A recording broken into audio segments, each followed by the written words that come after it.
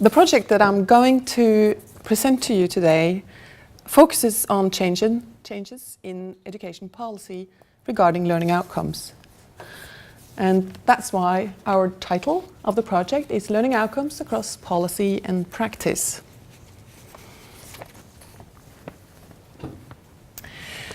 The developments that we are interested in reflects a widespread expansion of learning outcomes oriented and learning outcomes orientations in education policy, curriculum and assessment. Learning outcomes oriented policies are based on a logic of alignment and in particular a very strong expectation of alignment between policy, practice and results.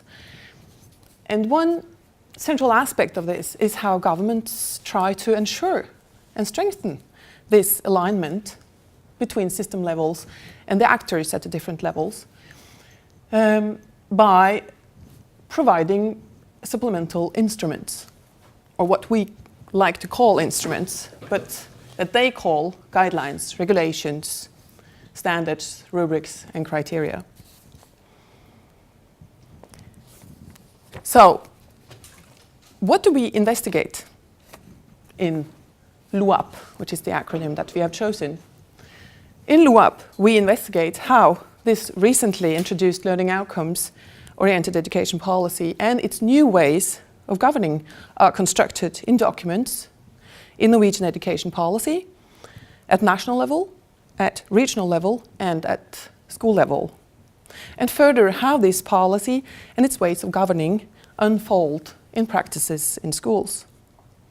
And here I have to kind of bring it back to the concept of expectations, because we are investigating the expectations of governments more than our own expectations of this linearity, which is an important aspect of our study. At school level, the project focused on learning outcomes policies as potentially practiced in 3 focal points of assessment. And we've chosen these 3, the types of classroom assessment that are in use, which kind of is an open approach. We don't know what they're actually using. We want to map that out. We also want to look into individual and collective approaches to assessment as collaboration and learning from each other is a central aspect of new learning theories or the contemporary learning theories. And we have noticed that assessments seldom focus on how do you assess collective approaches or collective processes. And finally, our third focus is on practices of grading, which is a more teacher-related approach. What do they do and how do they think about their grading? The primary objectives of the project are to generate new knowledge about what constitutes learning outcomes-oriented policies and governing in Norway. So here we have this limitation that we are focusing on Norway, as practiced through public policy instruments and inscribed in practices in schools. A central aspect is the meaning-making processes of teachers and school leaders as they unfold in practice in relation to these instruments, techniques and tools for assessment of student achievement that governments at different levels provide. The project also holds a strong ambition for theory and method development, as there is no question that this is a kind of, we are going into a project with a lot of difficulties. And we are very aware of these difficulties, of trying to investigate policy as they happen or as they not happen in practice. Which means that we are trying to investigate policies at different levels or following policies between different levels, this is something that people have tried before and they didn't succeed really. So we're kind of doing something a little bit risky, which is very exciting really. Yeah. Our theoretical and analytical approach draws on several concepts and ideas that form an interrelated theoretical framework linked to the overall project idea. But these ideas are not applicable at every level of the project, so we draw on the various elements at the different levels. And at some levels, we draw on more strongly on theories and concepts of learning outcomes, outcome-based education, and policy implementation, and in particular, the public policy instruments. While the meaning-making ideas of Coburn and Inscription by Roth and McGinn are more in-between theories, while theories on interactional and constitutive phenomena and sociocultural perspectives are in particular in use while investigating school practices. But there is not like, we do not have tight limitations between these, because we draw on these on the different levels, but they will be used to a varying degree depending on where we are in the design. So a very brief look into our research questions. We have these three overarching research questions. How is Norwegian learning outcomes-oriented policy and governance defined in key policy documents and in instruments governing practices in schools? How is Norwegian learning outcomes-oriented policy translated into educational practice? And finally, how is assessment negotiated interactionally in classroom practices, and what are the consequences of such negotiations for student learning? And as you can see from these, they focus on quite different aspects of learning outcomes-oriented policies. And we try to focus on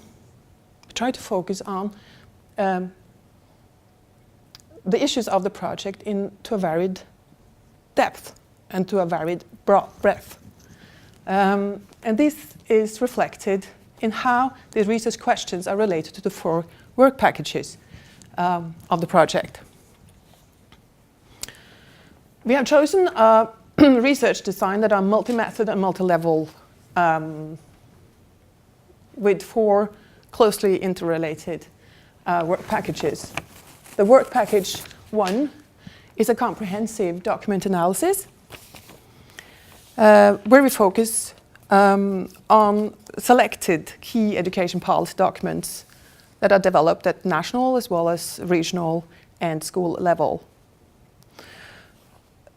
This work package is a starting point of the project, and it's meant to provide results and data to the following work package of an ethnographic study of school leaders and teachers in 3 schools.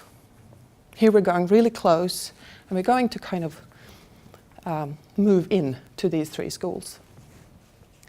By ethnographic, we are thinking about interviews, participant observations, and try to dig out what kind of documents they have developed, what kind of tools they use in their practices, if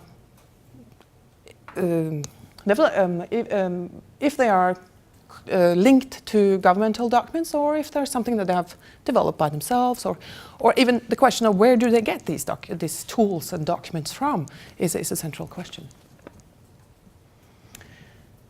The following work package does lean on the findings of work package 2, as we here identify hotspots for video observation in terms of assessment.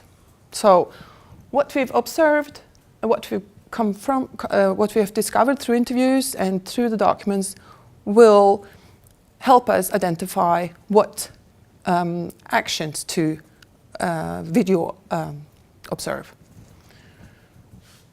So these are very closely selected but varied situations.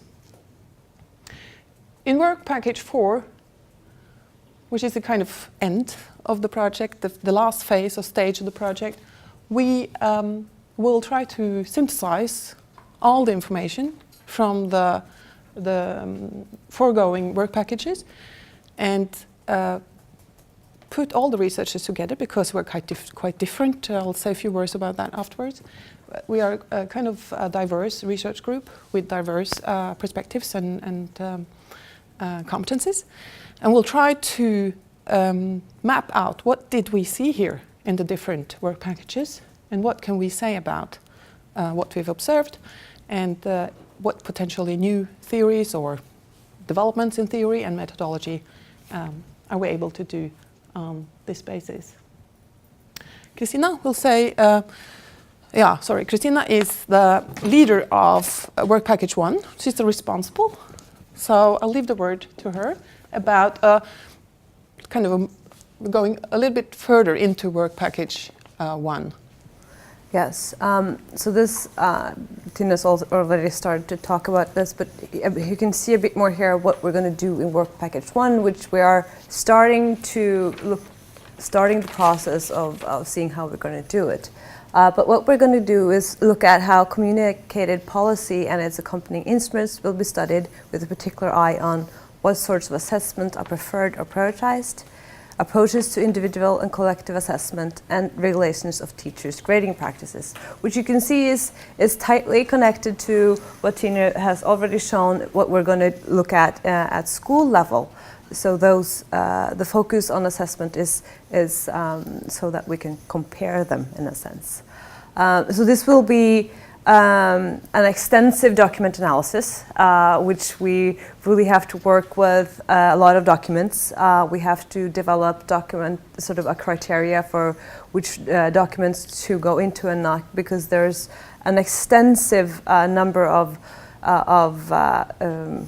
white papers, especially guidance material, which we need to go through, and we're thinking that we're going to use NVivo for doing this and mapping it, because it's going to be quite extensive. So, yeah. So, I wanted to present to you the kind of research design and the timeline, because it often makes it more concrete, more. So this is what we're going to do. We're in the starting point, and I expect us to have to do adjustments, but this is where we're standing right now. At the beginning, 2006. And Christina and we are kind of preparing how to approach this document analysis, as we have to think through a lot of different issues on how to go into the whole field of documents that exist, because there are so many, and we have to make some choices and decide our criteria for selection of the particular documents that we want to include. You also see how the different work packages are related, and how we kind of take this into different stages, where the next one more or less overlaps and continues into the next stage of the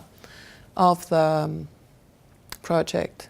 We plan to keep a kind of constantly ongoing dissemination in conferences and in research groups that we are connected to, and we also have put in mid and end seminars with, in particular, a member of the advisory board. I think that we could move on. So this is the cold facts, or fun facts, I don't know. It's funded by the Norwegian Council and the FINUT program. Period is from 1st of June 2016, so we're actually not started yet, but we are very eager to, so we kind of have started. We're working on the design, to be honest, and we're also working with the other researchers, Kenneth Silseth and Magnus Hontvedt, because we come from very different positions, as I said, so we need to do this kind of grounding project. We have to do this discussions on where do we stand, where do we agree, where do we disagree, and how can we live with that, and is that okay? Which was something that started already when we wrote the sketch, of course. Yeah, and we are also right now in the process